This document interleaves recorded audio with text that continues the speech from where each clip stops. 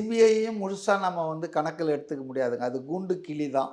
யார் ஒன்றியத்தில் ஆட்சியில் இருக்காங்களோ அவங்களுடைய சொல்படி நடக்கும். அதுக்கு தான் விஜய் வந்து சிபிஐயை கேட்கலைங்க. விஜய் கட்சி சிபிஐ கேட்டார்னு இவனுங்க திமுக காரணங்க பொய்யா பரப்பிட்டு இருக்கானுங்க. மற்ற மனுதாரர்கள் கேட்டாங்க, ஒரு 6-7 பேர் இருக்காங்க அந்த கேஸில். ஆனால் இவங்க கேட்டது கோர்ட் மானிட்டர்டு ப்ரோப் தான். உச்சநீதிமன்றத்தின் ஓய்வு பெற்ற நீதிபதி தலைமையில் ஒரு விசாரணை நடக்கணும்னாங்க. அதுக்கு காரணம் சொன்னது கரெக்டு.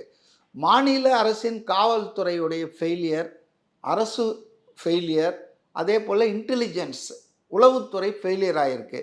அப்போ அதை அவங்களே விசாரித்து அவங்களே தீர்ப்பு சொன்னால் எப்படி? குற்றவாளியே குற்றஞ்சாட்டப்பட்டவரே விசாரித்து அதுக்கு அறிக்கை கொடுப்பாருன்னா அது இயற்கை நீதிக்கு எதிரானது.